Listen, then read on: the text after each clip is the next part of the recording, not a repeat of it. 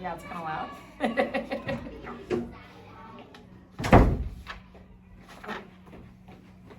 Okay, thank you for doing this. All right, will you just briefly describe some of the students in your class? Like, do you have any that are on 504 plans or have any IEPs related to reading since you're doing a reading lesson or anything I should know? I don't. I have 6 that go to intervention. For reading? Yes. Okay. I have 1 that was supposed to get a Grantwood evaluation and hasn't yet. Just more for like autism specifically, like maybe some suspected like reading disability stuff, but nothing that we know of right now. And then in general, like not in terms of just like reading, we have a few diagnosed with ADHD. So. Got your hands full. Okay. What are your goals for your lesson tomorrow? The main goal is to practice the new, like the skill of the week, which is beginning S blends. It was like briefly introduced today. So we're just gonna go back through the S blends tomorrow. So it's a new skill, but you went over it a little bit yesterday? Yeah, today. Like, I basically showed them, like, and just said, sn, okay. You know, like, just one quick thing. So just more practice with that tomorrow. And then practice words that contain it, which we did not do today. So. Fun.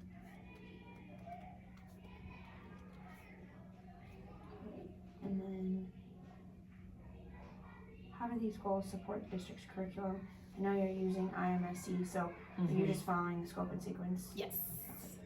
Yep. We just do one new skill every week.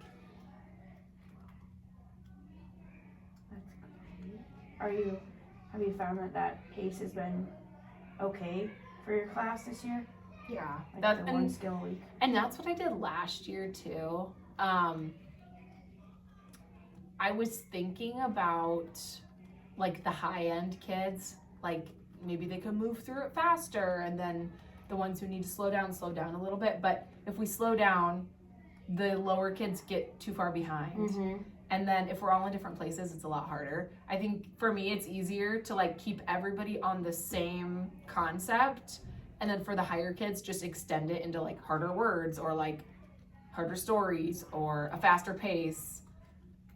I think that's a great idea.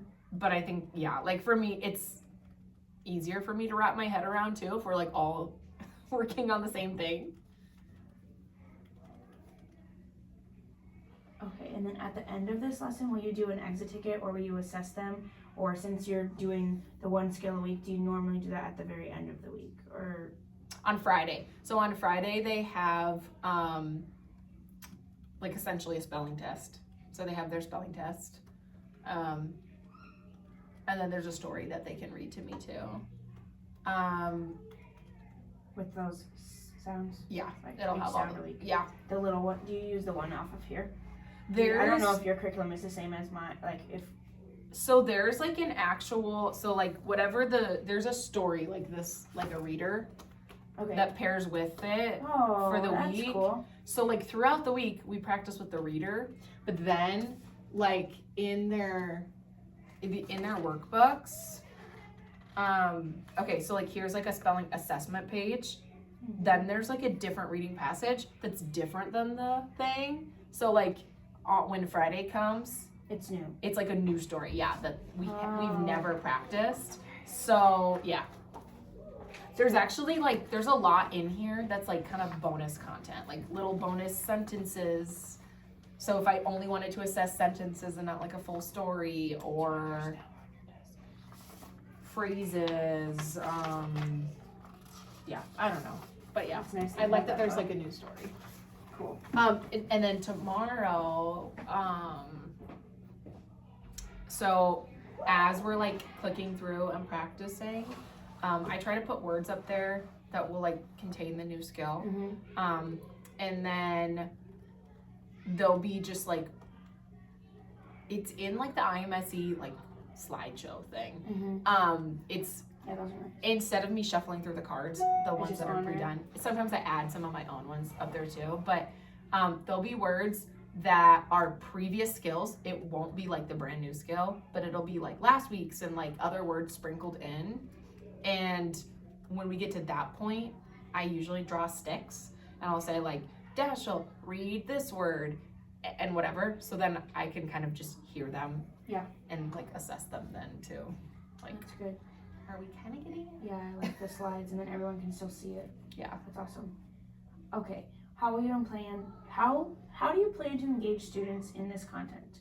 What will you do? What will the students do?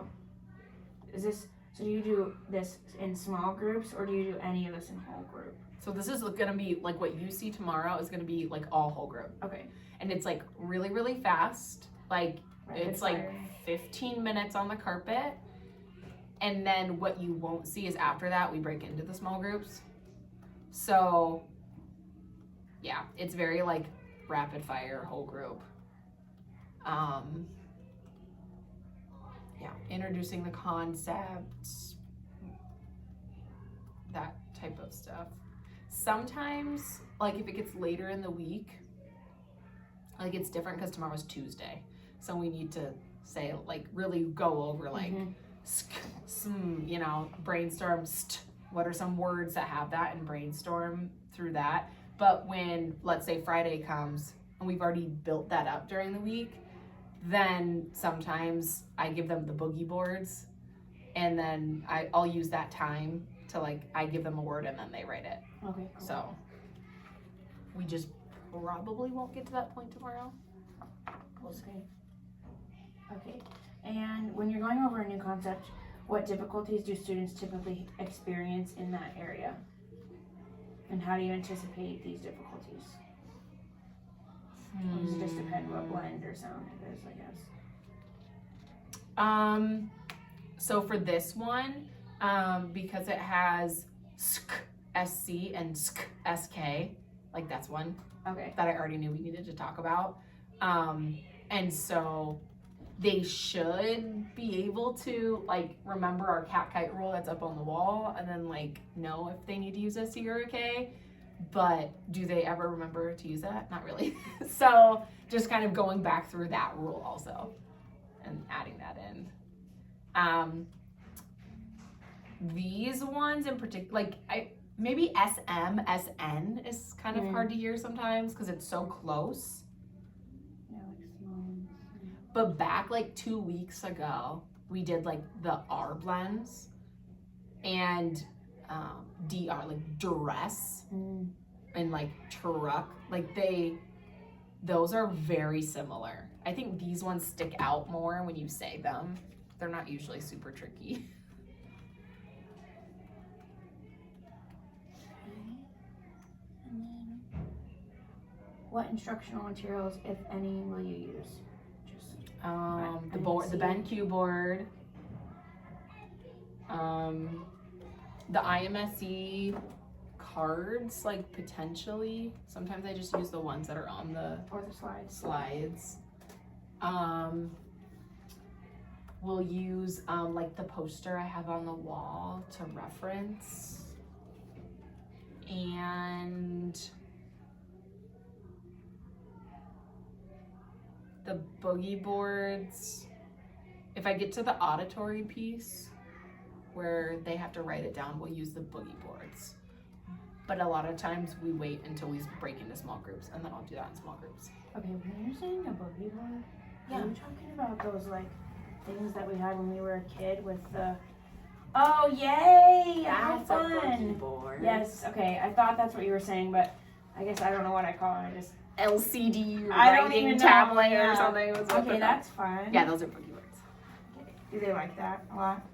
Yeah, these are like way faster. They have like little whiteboards in their desk, but Like these an are expo marker, but that's Yeah. just faster. because then you have to keep track of the marker and the eraser, and this is just like all together. Okay. So it's like way easier for me to just be like, here. Yeah, I love that. Yeah. That's nice. The only downside is if they're writing and they make like, like one mistake, they have to clear out the whole thing, Okay. So, yeah. But I do think it's easy. Pro and con. They don't mind something little like that. Can I interrupt for just a second? I'm sorry. What's up? Yeah. Here's that if you want to do Okay. it. Right now, all the paints are in Jackie's room. It's okay. Okay. And I mean, it's Is it just a heart? tomorrow. Yeah. So just do a solid background to it first. Okay. Let it dry. Then paint on a heart. Let it dry. And you might need to do 2 coats depending. And then you can embellish it once you've got those on and they're dry. Okay. But yeah, whatever. Okay. So even that, like, that's kind of cool with the texture of Yeah. the paintbrush on that one. So like, whatever. Okay. Okay. Cool. Thank you. Have a good night, you guys. You too. Thanks. Okay.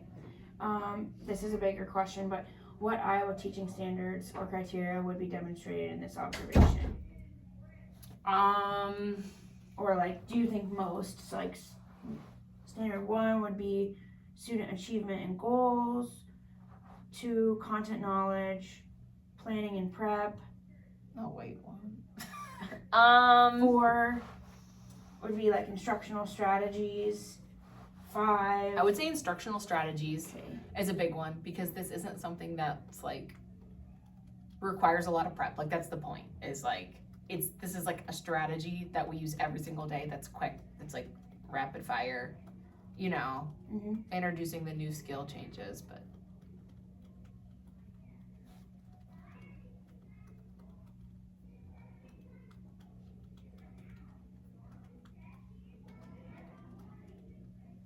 What are the other ones? So that was number 4. Number 5 is monitoring learning. So in what ways are you using classroom assessment as evidence? So that would probably not be till Friday for you. Unless like, But it's also kind of day to day, but that's more like after that whole group, when we break and I have the small groups, that's when we're doing our auditory piece and I'm saying the word and they're writing it. So then like I'm monitoring throughout the week. So you could write that too. Okay. Sorry to interrupt. Did you say anything to her today? Yes. Should I say something or? Yes, you should. Okay. Because I said, hey, why don't you have Laura teach tomorrow and then you sit out in the hallway and you can like pull the kids one by one. And she said, and just have her do busy work with them? And I was like, yes. Yes, have them do busy work. I said, it's one day. It's not a biggie. Put on the show, something. I said, just like use the day to get your stuff done if that's what you feel like